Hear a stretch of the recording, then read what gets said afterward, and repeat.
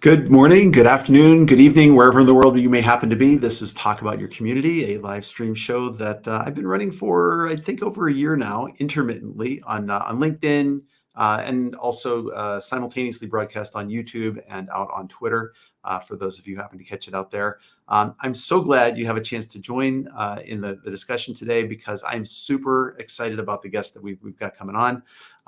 She's a friend and colleague of many years now, who I've worked with at Kane Communications Group, based out of Milwaukee. And she just has a wealth of background and experience as a branding professional, branding strategist, and just has so much experience to share with us today. And really the purpose of today's conversation is to talk a little bit about branding, specifically as it applies to your online community building. Although I think if you're interested in branding in general, you're going to get a lot of value out of the conversation today with Morgan.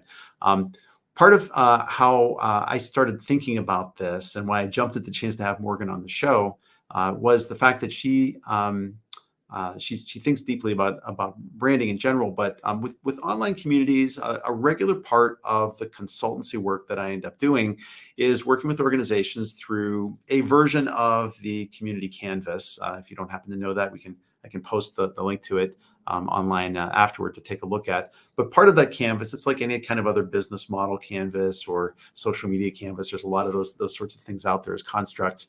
But there's a section on that canvas that's about values and the branding for your online community. And often branding is something for the community. It's something a little bit. It's got to be within the branding guidelines for the organization, but it often has its own identity to some extent or another. And I was really interested to talk a little bit to Morgan about that, because she's worked on many different sorts of branding initiatives and has a lot of interesting things to say about some of those complex sorts of situations where you have interrelated kinds of identities and brands. And so one of the things that I've always been a little dissatisfied with online community branding is the idea that you can just slap a name on it and maybe give it a slightly different color scheme, and voila, you've got a separate community brand. And I don't think it's as simple as that. I suspect neither does she. And so without further ado, I'm going to go ahead and bring her on. And I've already said a lot of embarrassingly nice things about her. Morgan, welcome. It's so great to see you. How are you? Thanks. I'm great. It's so great to be on. Thank you. Yeah. And I think that was a really great intro that you started. You hit the nail on the head in a lot of ways. So I'm excited to talk. Well, I've run into this. So I am I don't play a branding professional on television. Well, maybe I play one on television, but I don't play one in real life, I guess. The intersections I've had, been fortunately in working with you and Kane Communications Group, and now your new company, Purple Unicorn, which I want you to talk about definitely, and sort of what your vision is and what you'd like to do with that. But then I've run into it in terms of some city branding efforts. The little town that I live in Two Rivers, Wisconsin, went through, I think, a pretty good branding exercise, and kind of thinking about its identity and how it's going to market with that. I've been involved with some organizations that have had sort of multiple competing brand images, logos, messages, where it's just kind of a mess. And so it's something that's very much on my mind, as I'm working, within my channel, which is that online community space. It's something that comes up a lot. And so I definitely wanted to talk to you about this as a topic. Yeah. And I think that the online community space is one of the ways that you really need to be focused on your brand in a meaningful way, because there is a depth of brand expression there that and a larger brand expression across audiences that you really need to define for people so they understand what kind of the rules of engagement are on that, so that you can create a community that you want for your brand, and also guide people in a meaningful way on the expectations for what your brand is. Right. So I'll go back to one of the big objections that I voiced in the beginning, which is a lot of organizations, when I start working with them and start getting them to think a little differently about their brand for their community, provided that their thinking is complex enough that they're beyond saying like, oh, we are the ABC company, so this is the ABC online community, which is like zero identity. But beyond like calling it the Happy Fun Time community, and dropping a different logo or a different name on there, where does branding really need to start? Like where's a good starting point if we're thinking about just sort of let's take it up to a theoretical level, branding in general. Like where do you usually start with an organization when thinking about a branding effort? So, I mean, kind of the rule of thumb, or the kind of the I guess reference that people know most, is that golden circle that Simon Sinek presented in like 2013, and the start with why. And the concept around that has evolved a lot. But I also take that and keep building on it. So, particularly when it comes from community management, but also in general, it is understanding kind of what your vision is as an organization. What's the impact that you're intending to make? That is an amazing place to start for anything that you're doing, because then the things become the things, and they can all add up towards that one vision. And alongside that, go. That really tracks, because for those of you out there that are watching this live or on the replay, and thinking about the community canvas, and I know I shared that with you a little bit earlier, and we're going to kind of react to, one of the core pieces of that is being able to articulate the purpose or the why of your community. Why in the world are you doing this? And what's in it for you, and what's in it for those people that you're trying to build this space for? It's a critical question to answer with any kind of community building effort, or any entrepreneurial effort for that matter, I would say. Yeah, absolutely. Because it's kind of analysis paralysis can happen pretty quickly, and getting lost in the weeds and getting distracted by shiny objects. And what is nice too is like we're at a place in history right now where people are really starting to think about their brand or their vision in a meaningful way. People are starting to get that.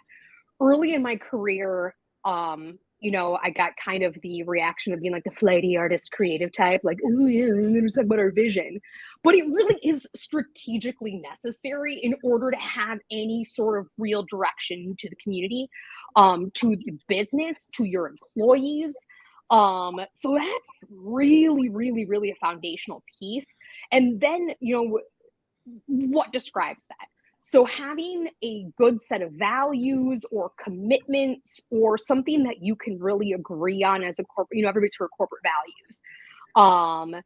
In addressing those values in a way that then helps people really understand what you're about is another part that helps aid your community building in a way that it allows people the autonomy to make decisions about their own expressions, so they don't feel like they're being tone policed or something like that. But it also gives you something to be able to leverage on if you have to put on a band hammer, or at least reprimand somebody for not living up to those values. So I think the vision and the values have always been foundational and are becoming more important than ever for direction in online spaces. So okay, there's two things that kind of occurred to me, and I'll probably forget number two after I talk about number one. It's just my brain works. But so I've worked with organizations in the past where they have brand values defined, but there's like 22 values that are identified. Like, how do you coach an organization out of that? And maybe what's more, for if I'm building this online community space, maybe it's a matter of narrowing it down to like two or three. There's a community professional that I ran into. I wish I could remember her name. I think it's Nivi is her name. Shout out and my apologies. We're LinkedIn, so. But she was kind of talking about sort of in terms of defining the values for your online community, like stick to two or three. And I'm kind of wondering if that tracks, for you, like, and how you've maybe counseled organizations that have just sort of like this huge framework of, a lot of different things that they happen to stand for. This is, by the way, not one of my current clients, so I just say that up front. So. No, and that is one of the death knells, I think, to good branding, is when you try to do too much. If you can't define, I'll give people up to 5. Like past 5, I'll say now we're like, you can't have all the values and then have values that you can adhere to. And so if you are finding yourself like 25 different values, then you're not defining what's actually important to you. So values can be a word, but words mean a lot of things to different organizations, like innovation. I worked a lot in the manufacturing space and the tech space, and everyone's like, oh, we are so innovative. And I'm always like, okay, define that. Like, tell me how you're innovating. What are you doing? What are the activities? And then I ask their customers about it, or their clients about it. And I ran into one situation once where the CEO of a manufacturer I was working at was like, we are so innovative. We're changing the face of the industry because of our extreme innovation. And then when I talked to the customers, they were like, can he calm down with all the changes? Like, I've got parts for these machines that I need. I got guys who do the repairs. I don't want him to constantly be innovating. What I want him to do is, take a look at what I have and tell me how to use this better. So, there's all these things that you got to get down to the definition, because if he was pointing his innovation towards efficient use of wear parts, towards training time, towards the user experience of the machines more than like the cool factor of the machines, then maybe the innovation would have been something that his client base, his customer base considered also innovative. Yeah, So absolutely. taking that, just define it. Yeah, yeah. So I just wanted to take a moment to acknowledge we got a couple of people that have been jumping in and saying hello, some friends of ours that we know. So Julia, who I just put her comment up on the screen. Hey, Julia, great to see you. And then also Sarah was on as well. And I loved her comment as well. Great to see you both, and anybody else who happens to be out there in TV land. I wanted to say, sorry, first of all, I'll give you a chance to respond if you wanted to say something. Yeah. I just wanted to give Sarah a special shout out for the fact that she is another just incredible brand professional and understands the value of values in a really, really, really deep way. And working with her, I've learned a lot from her, and I've had additional amazing conversations around this. So I'm glad that she was here. Yeah, absolutely, absolutely. So yeah, Sarah says, innovative, another overdone generic value. I run into a version of this often when people talk about what do you want to drive out of the community? What happens? And they'll say, well, we want engagement. But what does that mean? So it's like a lot of this, like the buzzword is fine, but you've got to go a little bit deeper to get to that next level of what that value means in a specific context. And I think this is one of the things. Robert, one of the other folks that joined here, said, values are often context specific as well. How we treat each other, what defines where we want to focus resources, et cetera. Yeah, strategy, including brand strategy, including community strategy, is sacrifice. It's about making tough decisions based on the resources that you've got. And if you're just not going any deeper than we're innovative or we want an engaged, kind of space, it's hard to get at value. It's hard to drive out value from some of those things because it's the beginning of wisdom, but it's not achieved experience. At least that's been sort of what I've seen. Yeah. So I think one of the good kind of rules of thumb that a lot of branders use is, what's the opposite of what's the anti-value? What's the opposite of your saying? So if you say we're innovative, and so your competition is not innovative, like is the opposite. If you're saying that you are, you're looking for engagement as opposed to not engaged. So that's kind of a good little litmus to see if you have unique enough values. Yeah. So it's a lively chat here today, Morgan. This is great. So Dave Nielsen jumped in. Values must be actionable. Yeah, sure. Without being able to articulate how the people of the brand should act, the values, the brand will not live on. Yeah, I love that. Any thoughts about that, Morgan? Yeah, I mean, that really, really nails it. It's how the people, the brand should act. I oftentimes see kind of one of the old school ways of approaching your kind of brand book as you're building it out is getting super granular on defining on-brand behaviors. This is this, not this. And there's something about that that's never quite sat right with me.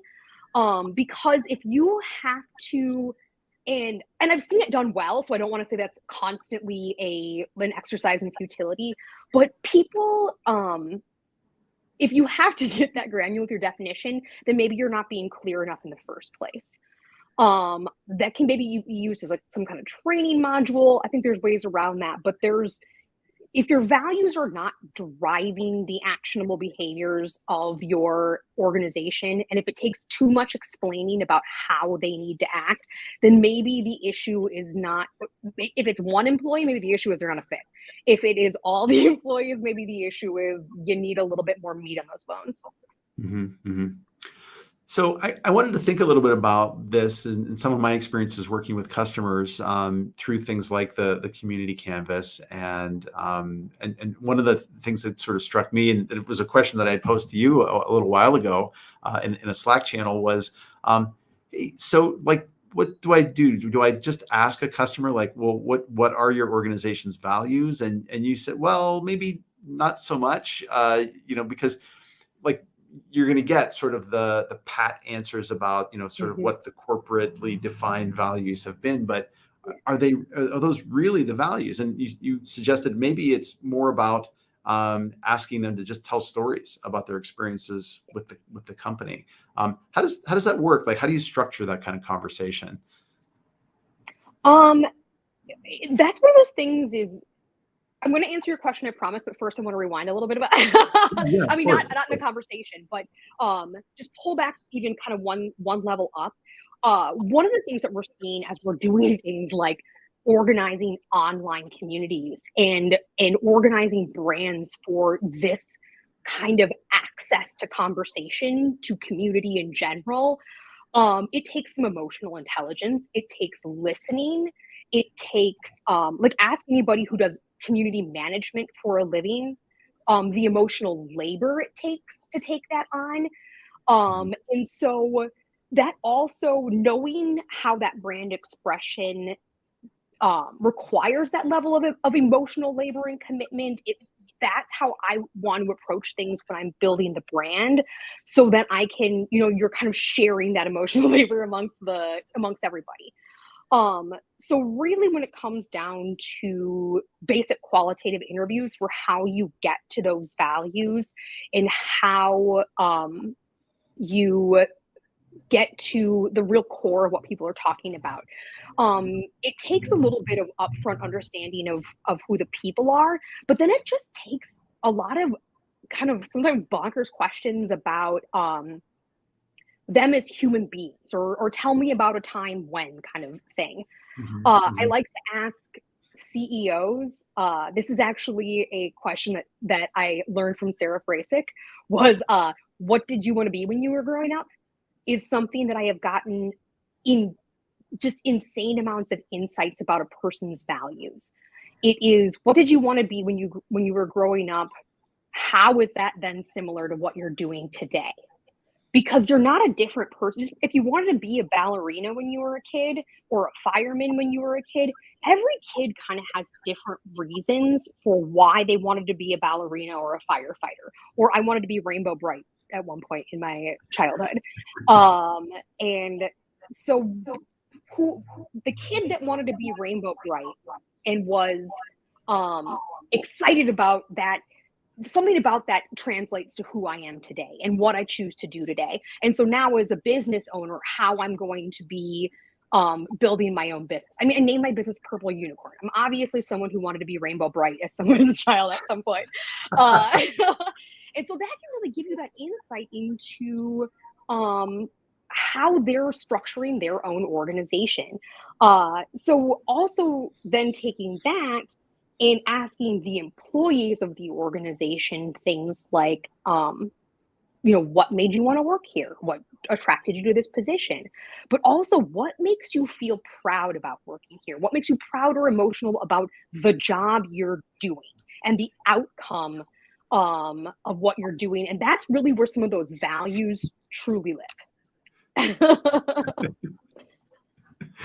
So that's amazing. And you just kind of blew my mind a little bit because I was sort of thinking about like, wow, what did I want to be when I was a little kid? And one of my favorite things was the original Star Trek show. And I'm thinking like, oh, and I'm like wearing this shirt with an insignia here Right? in the upper left, and it looks sort of like the star. But sort of, but I think sort of your more probing question about like what is it that got you excited about that? And for me, and I think how it's translated to my organization is I love exploration. I love the thrill of discovery.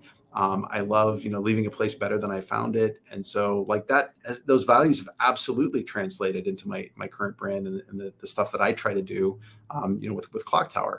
So that's such an interesting insight. I really love that.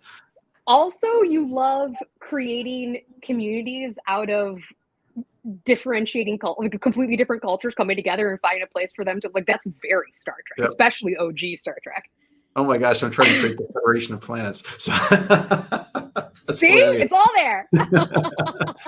Oh no, I feel like I need to sit on the therapist couch now. Wait. I get that feedback a lot when from people that I interview, particularly when I'm interviewing the executives, is that it's more like a therapy session. But that's really, there's so much similarities between the approach to therapy and the approach to brand. It's like business therapy. And if you want to improve your own personal behaviors, you have to explore where your own personal values come from. And if you want to explore your own business behaviors, you have to explore where those business values come from. Yeah, I love that so much. That's great. Yeah, So CEOing is not for the faint of heart. yeah. Well, and so with the communities we build though, like there's a little bit of split personality involved with the brand building. I have to believe because part of it is what the organization believes they want that community space to look like, and then there's what your customers or what your employees need that place to be, or like what kind of problem they're trying to solve. Have you been in situations where there's sort of been that split? You've got to talk to multiple parties and involved to kind of determine what that brand needs to look like.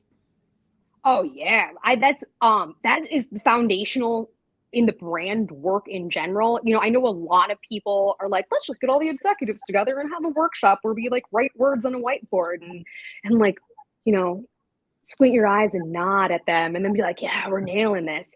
But your brand is all of those things. I used to work at a place called Feel Design, and their thing was your brand is everything, which also is every dot thing.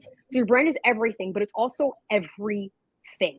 So if you are trying to build a brand off of the insights of a few, that's not a brand. That is some insights. That's some insights into your brand. And more often than not, like if a business is staying in business or an organization has engagement, there's already alignment there. So you just have to find where like they think they are and where the customers think they are, and then kind of nail that Venn diagram of who needs what. And then also be willing to pivot as needed without like understanding your values well enough to know where to pivot. But also in terms of an online space, one of the things I've noticed is that we're very, very, very much in the Wild West of portion of internet world. If you think about it, like we don't have a real social contract around community engagement that we can all agree on. People kind of feel like they should be able to roll into town and like, shoot up the bank and rob the Trash the bank and town, get right? out of Yeah, there, cause chaos. exactly. Yeah, like there's Yeah. no rules for me. And so now we're kind of figuring out how to take those little spaces and then turn them into actual communities, which is what you need to survive as a society, as a human kind of conglomerate. And so I think with that, it is talking to the people that are your key stakeholders before it gets up, like how they're going to use the space, how they would want to use the space, what makes them feel or what makes them feel safe. And I know that safe spaces, in early internet language got kind of a bad rap, but what's wrong with creating a safe space for your people? Like, I- why I'm a do we not want that? Yeah, I'm a huge proponent of that, and I talk about it there's a blog that that I wrote some time ago that keeps coming back to haunt me all the time, because I talk about there's got to be three levels of safety in any kind of community build. Yeah. There's the level of safety around the technology. I need to trust that it's not sketchy. It's not going to steal my information, that it's going to work as I expect it to work. It's a good user experience. There's the level of organizational safety. Like, I need to know that this is a safe space and that the company that is hosting this virtual space for me is not trying to do something like a scumbag, or they're not disclosing things about themselves that I need to know to feel comfortable participating in the space. And then the third level is I need to trust the other people who are in the space with me. They need to not be coming into town on horseback shooting up the bank, as you said. Like, they need to be respectful that they're entering somebody else's house, that they need to be respectful of each other, and that there's an assumed benevolence that's within this space. If those three levels aren't met, it's not going to work as a community. If any of those three levels are not working, it's gonna crash and burn as an experience. 1,000%. I don't know why that should haunt you. I think that's a genius structure to be able to help people understand what that is. Because you absolutely need that. And then also, if you're talking about it from a business standpoint, if like you're the CEO of an organization who has your company's name on an online community, those people's behaviors are as much of a reflection of your brand as anything you do. And user generated content is something businesses want people to do, is, get out there and do the work for me to get my reputation out there. But you also want to make sure that you're doing it in a way where you're not engaging the kind of people that are going to damage your reputation as a result. Yeah, absolutely. I wanted to ask you, this is maybe a little bit of a gear shift here, but I wanted to ask you a little bit about brand archetypes and sort of how that fits in your thinking these days. Is that something that's becoming an outmoded concept? Is it something that's still relevant? Do you still use it in any of your work? Or has something else sort of taken that place in your heart these days? I ask as a neophyte. I don't know, but I've certainly come across sort of the idea of organization as an archetype. I'm a hero. I'm an outlaw. I'm a caregiver. Sort of these preset personas that help to define what a brand looks like. Is it something you use? I do. I love archetypes. I know there are some people who are like, I am way too cool for archetypes now. Archetypes are so yesterday. I love archetypes. But much like everything else that we are discovering about the way that we go to market on absolutely anything in this internet age, is that you need to apply more emotional intelligence to your archetyping and how you use it. Also, one of the things I want to remind people is that archetypes are a framework for meaning. They are not the meaning. So if you are, and Sarah Frasick does love archetypes, and Sarah Frasick also introduced me to the proper usage of archetypes in a very meaningful way. So she is to blame for the soapbox I'm about to get on. But it goes back to that emotional intelligence. You have to create the framework and not rely on it to be the meaning. Can be a truly amazing framework for usage if you have things like your vision defined and your values defined, and you can ladder that back up to how that expresses via your archetype. But it's not meant to be like, you are a hero archetype, and so here is exactly how heroes act. No, an archetype is not meant to be a guidebook. But it also is a great shorthand when you need it. So it's a great strategic shorthand, because let's say if you are a leader who is a hero archetype, and you've kind of picked that one for yourself, and you have your department's just not improving on anything. What's happening there?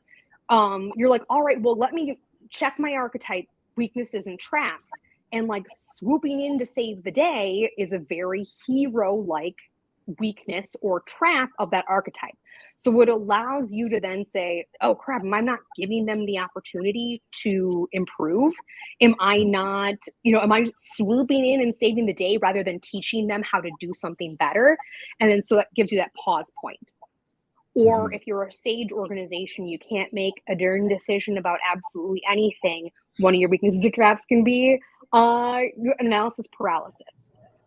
That said, if you're a sage organization who is trying to express something on the fly about how you would handle something, having that framework of, well, I would do my research, then I would analyze it, and then I would do this. And so you can build it around that, and then that gives you the framework, and then you can start kind of zhuzhing out from there and what all that is. We had a conversation about the sage archetype a little bit a couple of weeks back with regard to something I won't get into at the moment, but I think sort of like I had proposed to you, a vision of the sage, based on a certain folklore of that, the sage is almost sort of a trickster, type character that tricks you into realizing something about yourself. And so like taking the archetype and having an interpretation of it, is that what you sort of mean by applying emotional intelligence to it in some way? Yeah.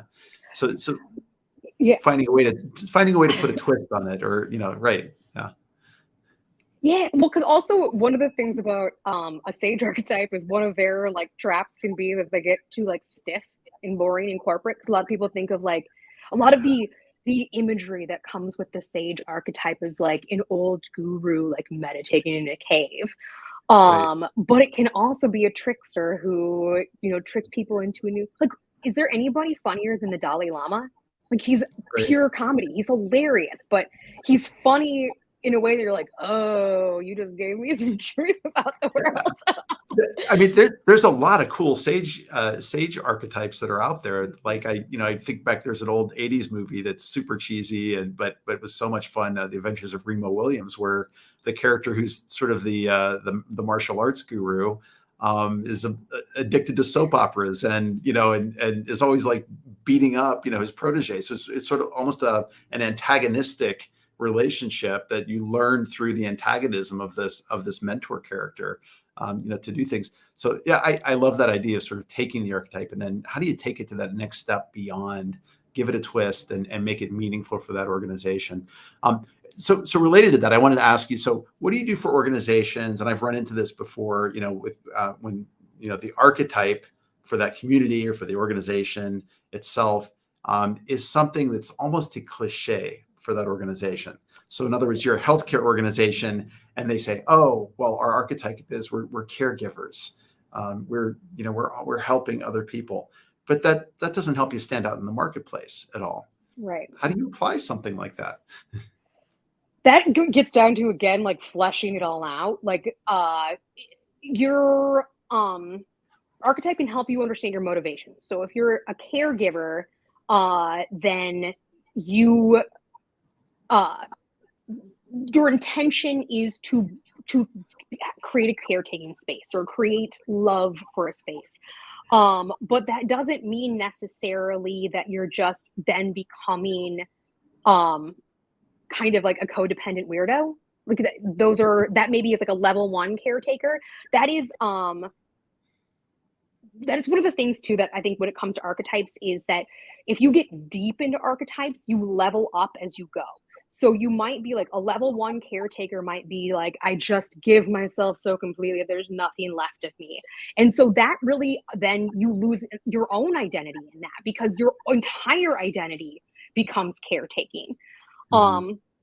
And then the level 2 of when you get a little bit more sophisticated with your archetype is going to be like, I have a specific purpose for how I'm going. This is how I'm approaching the world. And this is the care I'm giving. And then level 3 is like, it's sort of like with your mom, it's for your own good kind of stuff. Eat that broccoli. Yeah. Or now you know something. So I think that is really, again, it's constantly realizing it's a framework for meaning, not the meaning itself. And so if you, and I don't even identify an archetype for an organization until I've done the research. I usually have an idea kind of after the first meeting, but I've been wrong after the first meeting. That's why you don't brand an organization off of one meeting with the CEO. But so I think that's really, go through it and I'm like, all right, here is where I see the corporate values. Here's this, this, this. This person's really sounding like a caregiver. And here's how I can teach them how to use this caregiver archetype in a way that creates some shortcuts for them if they're stuck. How about, so I'm wondering as we're talking about these, so two questions occurred to me. Is there ever a case where you sort of you apply a primary and a secondary archetype to an organization? So I'll ask that question first, then I'll ask my other one. I don't anymore. Another thing that the brilliant and beautiful Sarah Brace beat out of me in a very kind, caregiving way, is that if it doesn't, and she's exactly right, that your archetype is not your USP, you still need to find that. Like that is still, it's not your identity, your archetype. So I think that a primary and a secondary archetype example to me is you're still just not getting focused enough on who you are. I used to be into that, and then after many rigorous conversations with Sarah, I was like, she was like, no, it's a primary, and I was like, no. I pulled out every argument against that, and she's right. You have a single archetype. However, an organization can be an archetype. That doesn't mean every single person within that organization is also that archetype. So that's really where I start looking at the primary and secondary versions of an archetype, because you might be a hero within a caregiving organization. That doesn't mean that you can't be your archetype, and that doesn't mean that you can only be the caregiver's archetype. But it does mean that you learn how a hero functions within a caregiving structure. And that helps you understand yourself as a liver of the company values in a new and kind of meaningful way, or an interesting, different kind of framework for that. Okay, so that's cool. So what I'm hearing there is it sounds like, if I'm an employee of that organization, you're talking about my personal brand or how I go to market, and then how I fit within the primary archetype of that organization. So yeah. Okay. So, well, let me ask you this. I'm setting up an online community for a caregiver organization. Is there a world in which that community is instead a magician archetype or an outlaw archetype, or is it still going to be the caregiver? So now we're getting into an overall architecture question. So if the community is branded differently in support of an organization, then I would say, sure, go ahead. And I'm just kind of spitballing here because this is a really, really good question and something I might change my mind on in an hour and be like, and Slack you and be like, I changed my mind. It doesn't have to be. Then we'll print a retraction and we'll go online again and talk about it, right? But I think that is a great question. But I do think that if it is falling under the architecture and under the brand framework of the organization, so like let's say you have a Clocktower advisors community, then it should be what your archetype is. It should have that kind of expression. But if you have a communities at large, it's a separate thing, and it maybe is supported by Clocktower advisors, there should be overlaps there in that expression, but perhaps then that one could be and I don't think that this is where you are. I'm just using caregiver as like totally. If Clocktower is a caregiver organization, then but this is like communities by Clocktower advisors, there may be some saginess involved in the online community because it's an idea sharing space and that kind of stuff, but it would still have flavors of caregiving in terms of how you would maybe set up your rules of engagement.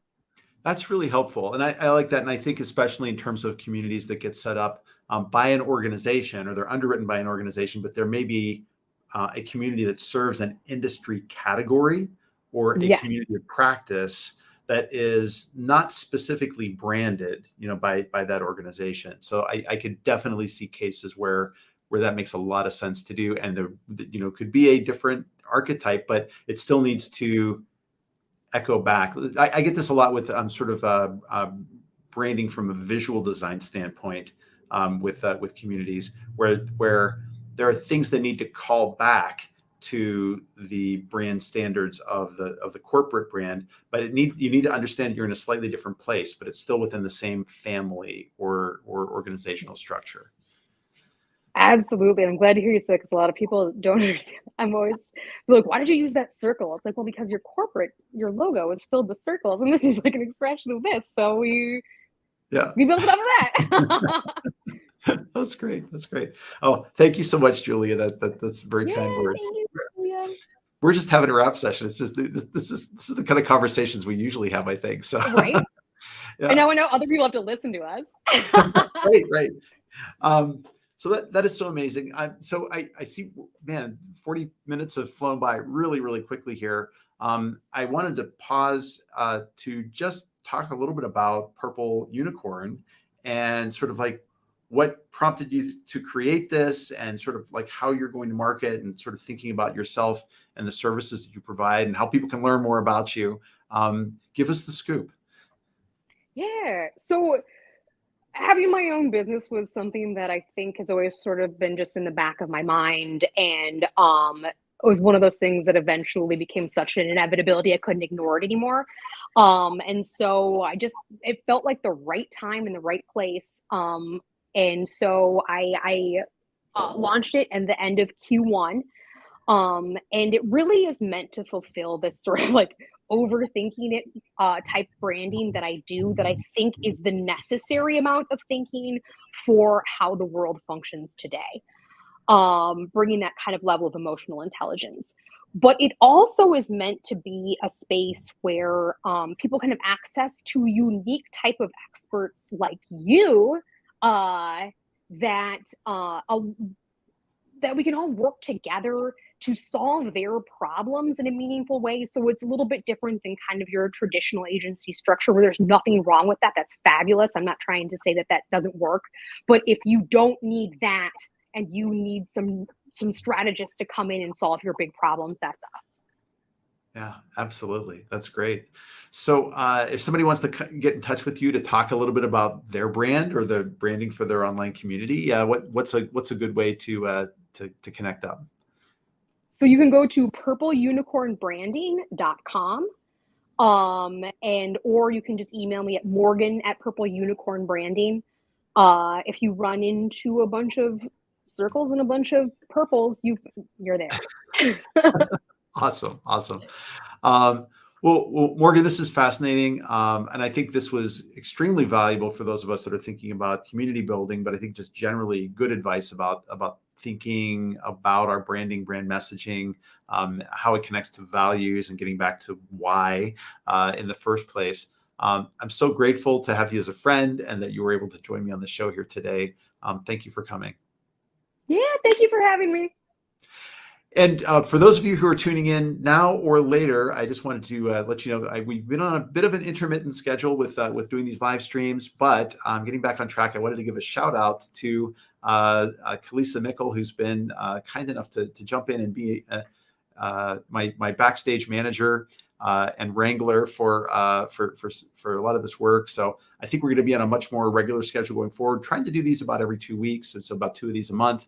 And that being said, my next guest who's coming up is going to be a return guest, Rocco Haro, who runs an organization called Kickback Space, which is a virtual world kind of space for live networking and meeting. And he's got a really unique platform. If you've tuned into any of the shows before and happened to see it, I'm sure he's going to show us like a new version of it. But it is almost this beautiful, realistically rendered kind of virtual environment. But he's worked out a way so that, video, when you go in and you interact with other people in the space, that it actually simulates people facing each other, talking to each other within the space. And when other people, approach, they can kind of hear what's going on. It's a really neat concept. I'm sure I'm not doing justice to the way it's described, but you're definitely going to want to tune in for that. It's going to be on Friday, August the 12th, same time of day. But again, no worries if you can't be there for the exact event. I hope that you'll still be able to join us on the replay. We're up on YouTube, as well as if you go to the Clocktower Advisors company page, you can always catch replays back on that as well. So that being said, thank you so much for joining today, for all the wonderful comments. I'm really ecstatic that it was such a free-ranging conversation. And Morgan, again, it's always fun hanging out with you for a while. Thank you, Todd. Thank you, everyone. All right, everybody. We'll see you later.